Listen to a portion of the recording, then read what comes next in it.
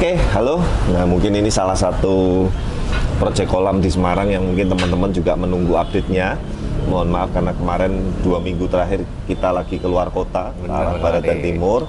Nah, ini minggu ini jadwalnya untuk yang di Jawa Tengah, teman-teman. Kita pantau di Jawa Tengah. Ya, nah kolam natural di Padepokan Taman Sari Banyumane ini sudah masuk tahapan finishing nih, Normas. Oke. Nah, sebelum saya jelaskan apa saja yang perlu diperhatikan dalam hal finishing sebuah kolam, terutama estetika natural, yang dipadu nanti dengan ada batu-batuan, tanaman, dan lain-lain, saya kepengen bahas dulu salah satu adalah kualitas spek konstruksinya.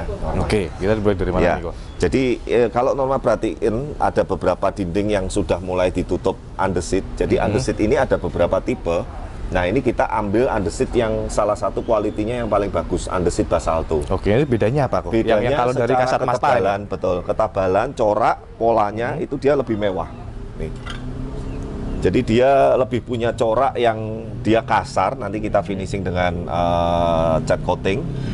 Baliknya ini halus, tinggal teman-teman selera. Selera itu dalam artian suka yang finishing atasnya itu nanti yang halus-halus seperti ini atau yang berpola seperti granit seperti ini. Oke, cuman kalau dilihat kalau di segi natural kayaknya lebih Enak ini, makanya kan ya. kita pilih yang kemarin sudah kita confirm ke customernya juga suka yang ini. Nah, saya mau bahas dikit. Kalau Norma perhatiin, ini mumpung cornya ini belum tertutup andesit semua, itu kita ketebalan cor ini rata-rata 15-20 cm. Kenapa kok sampai boros gitu loh kok? Sebetulnya kalau dibilang boros atau enggak juga. Karena memang kalau namanya cor-coran itu kita dengan ketebalan di bawah 10 cm atau tipis, itu juga kekuatannya apalagi nahan air di sini kan 50 tonan nih, 50 kubik cukup besar. Itu juga riskan sekali, apalagi yang cuman bata susun, batako, nah itu lebih no komen lagi saya. Jadi sebetulnya menurut saya teman-teman ya, kalau kita musuhnya itu dengan air, apalagi kita bikin kolam dan memang budgetnya ada, saran saya mendingan cor sekalian. Berarti nggak usah Gitu loh, nanggung-nanggung jangka ya? panjang sekali. Nah, kalau saya memang rata-rata selalu mengarahkan ke customer ke cor ini bukan saya yang mau buat RAB-nya supaya mahal, enggak juga. Kalau bisa pakai batako bata, saya seneng-seneng aja. Lebih gampang, lebih mudah, lebih cepat, dan biayanya lebih murah. Tapi sekali lagi yang saya khawatirkan kita long term jangka panjangnya kan kita ibaratnya agak ragu lah. Kalau kita cor-coran ini kan udah tenang sampai sepanjang masa seperti itu. Nah, finishing ini yang harus diingat adalah kita harus memperhatikan lingkungan atau area sekitarnya. Ya, saya bahas sedikit ya. Oke. Nah, Norma bisa ke belakang saya. Ini joglo ini adalah tempat salah satunya beliau bersama keluarga ini quality time. Kalau ada klien, kalau ada customer, kadang ada meeting di sini, di meja ini pun, ini spot ini tuh intinya menjadi sentral. Nah, spot sentral ini salah satunya dengan adanya kolam koi yang baru ini diharapkan akan menambah keindahan dan ibaratnya pemandangan yang menarik untuk yang nantinya di area sekitar joglo ini. Betul kan? Nah, makanya dari tadi saya menghadap ke sana terus itu salah satunya saya sedang memvisualisasikan posisi air terjunnya, sentral tengahnya di mana. Makanya kan tadi saya kanan kiri saya suruh ukur, saya ambil tengahnya. Kelebaran waterfallnya itu adalah 1,5 meter. 1,5 meter. Yuk dari sini supaya teman-teman bisa lebih kelihatan. Nah nih, air terjunnya itu nanti ada 3 sub. Konsepnya itu yang seperti di pegunungan. Jadi dia nanti bukan air terjun yang kotak-kotak turun, bukan, tapi mecah-mecah. Nanti ilustrasinya saya sudah sempat dapat, nanti kita kirim juga. Jadi dari desain yang awal ada upgrade, ada perubahan ya, dan upgrade perubahannya itu pun saya nggak ngecas ke customer karena memang saya membayangkan ini akan lebih bagus kalau 3 level dan jangan yang model lurus tapi yang model acak seperti di tebing-tebing atau pegunungan. Oke, berarti yang awal itu 2 level. 2 level. Oke. Kita akan ubah jadi 3 level dan itu juga tujuannya untuk supaya lebih indah, lebih bagus, lebih kesan naturalnya ini lebih strong lah seperti itu. Nah, kemudian nanti yang sekitarnya air terjun itu nanti ada taman, ada sedikit kita mau kasih ornamen pemilihan tanaman atau untuk nanti potnya atau seperti kayak batu-batuan candi atau batu alamnya, kita nanti lagi nunggu customernya nyampe lagi di Semarang karena kebetulan beliau sering keluar kota ke Jakarta. Jadi kadang kalau ada hal-hal yang sudah mengarah ke finishing, saya biasanya confirm ulang dulu. Oke, berarti konfirmasi ke ownernya customernya juga. suka enggak, kalau ibaratnya beda, kadang ada beberapa customer yang udah deh pokoknya saya tahu beres, ibaratnya terserah kamu lah. Nah itu saya memang langsung aja ibaratnya berkreasi sesuai dengan feeling dan rasa Imajinasinya saya, Pak D juga nih. seperti itu. Nah ini chamber juga sudah double wall, sudah terpasang semua, sedang tahap perapian dan pengecatan. Kemungkinan kolam ini sekitar 2 mingguan lagi udah running. Udah mulai running. Ya, udah running. Ini kita lagi beres-beres. Kemudian kemarin yang saya tekankan lagi itu mengenai sudut-sudut yang siku itu ya sudah mulai dipingulin juga. Jadi ketemunya itu nggak ada yang matah. Itu bisa mingul-mingul yang apa? Yang ibaratnya yang airnya supaya nggak stuck, supaya nggak nyangkut. Nih kita lihat yang di sini nih. Tuh. Oke. Ini kan kita pingul semua nih. Tuh. Jadi biar air beloknya Ya. pun enak ya kok ya. Dan ini cuaca kurang bagus nih Norma, kalau perhatikan dari beberapa minggu ini kan hujan terus nih.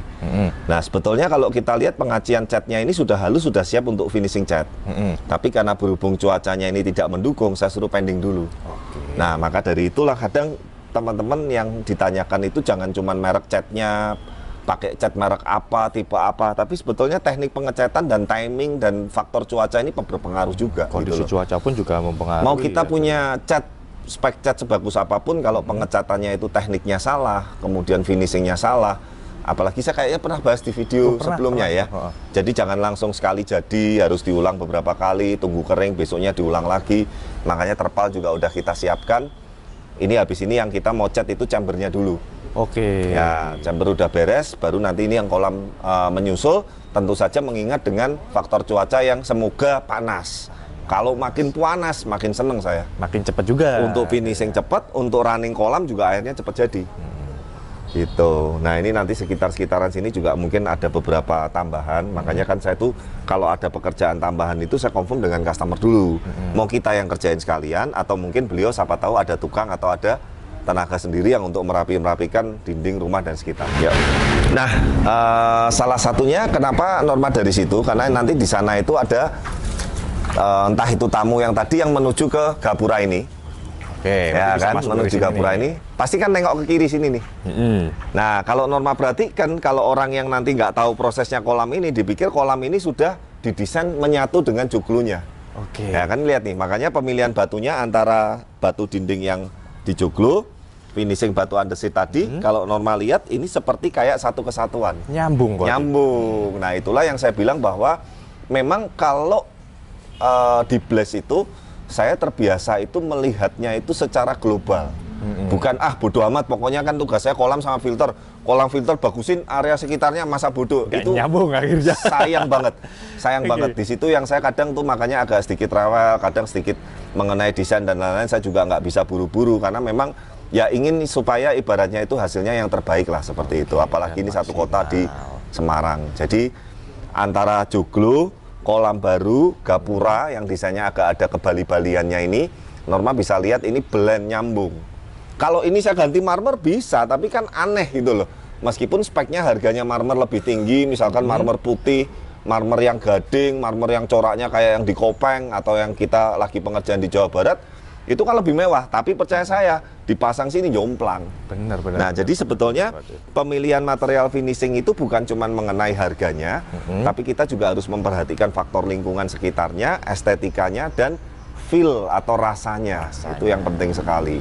Nah, selain itu nanti mungkin kita akan kasih satu sharing edukasi saat pengerjaan penataan batu-batuan dan air terjun. Wah, boleh nih kalau Ya, itu nanti satu video sendiri. Dan ingat teman-teman, saya juga pernah bahas di video sebelumnya, memang batu untuk air terjun ataupun untuk finishing kolam itu usahakan jangan satu tipe, satu ukuran, satu warna, jangan. Nah, Ukuran dibedakan, warna dibedakan, ya kan. Kemudian penyusunannya pun itu nanti maju mundur, naik turun, kanan kiri itu juga harus nanti pakai rasa, pakai feel. nah itu buat Seperti khusus itu. Yang pasti tunggu aja. natural. Nanti next video kita akan buatkan khusus untuk pemasangan waterfall, estetika yang dinding-dinding batu-batuan yang sekitar area kolam, termasuk nanti decking kayu ke filter ke sana. Ya asik kan? Kamu lihat nggak? Ingat nggak waktu Norma pertama kali ke sini kolam ini masih kolam lama? Kaget kok. Beda Jauh kan? Kita ngelihatnya seperti ini. Kalau waktu itu kalau mungkin ada video lamanya, Norma perhatikan, tampilkan. Waktu itu tuh rasanya tuh kayak apa ya? Kalau bahasa Jawa tuh sumpek. Nah, Sumpek tuh rasanya rumput kayak loh. ya kayak terlalu penuh tanamannya. Ini kan di sini waktu itu ada seperti pulau yang ada tanamannya, ingat nggak? Dan tanaman itu menghalangi view kita ke sini. Kalau Norma perhatikan, kita mulai dari nanti nih ya, saya kasih contoh ya. Tetap nge-shoot dari sana aja Norma. Ini owner nih misalkan keluar dari ruangan tempat tinggalnya di situ, dia jalan sepanjang kolam ini, penglihatannya view-nya ini lost tuh. Ikan koi berenang itu saya jamin akan jelas banget. Dari sudut yang kamu tadi lost, dari atas filter apalagi kita naik ke filter lihat sini lost. Dari yang sisi rumah yang itu kita lihat ke sini juga plong. Nah itulah yang saya bilang, makanya kita harus memperhitungkan itu semua. Tapi ya puji Tuhan ini lancar. Anam beserta tim juga di project yang di Padepokan Taman Sari Banyumane ini juga berjalan dengan sesuai plan, tidak ada kendala yang berarti. Ya mungkin waktu yang terberat-beratnya yang ngangkat batu itu ya, gede-gede itu dilisut tuh batunya, itu nggak main-main, itu gede banget. Gitu ya, itu ngeri, itu tertanam di dalam tanah dan kita harus ngangkat keluarin itu, bayangin. Secara manual ya. Secara manual. Ya, 1, 2, 3, 4, 5. Tapi itu nanti kita bisa jadiin ornamen estetika juga. Nah, saya lagi nunggu mau meeting final dengan customernya. Kebetulan beliau lagi di luar kota. Begitu sampai Semarang, saya ketemu, saya finalin, langsung kita garap finishingnya. Ya, seperti itu. Nah, terima kasih teman-teman yang selama ini sudah mendukung. Saksikan nanti video-video kami berikutnya. Dan ada beberapa proyek ke depan yang kita sudah deal dan kita akan kerjakan juga. Yang pasti, seperti janji saya, nuansanya berbeda, temanya berbeda, artistiknya berbeda. Semoga nanti bisa menambah inspirasi dan hiburan buat teman-teman semua di rumah. Ya, doakan semoga kedepannya kita bisa terus berkreasi. Dan terima kasih sekali buat semua customer, Bless People, koi lover semuanya yang sudah mendukung Bless Channel dan Bless Group. Dan semoga apa yang kita tampilkan, apa yang kita sharingkan ini selalu bisa menjadi satu hiburan yang positif seperti itu ya. Thank you banget untuk semuanya. Sampai ketemu nanti di video-video berikutnya. Jangan lupa dukung terus channel kami, like, comment, subscribe, dan sampai ketemu. Bye.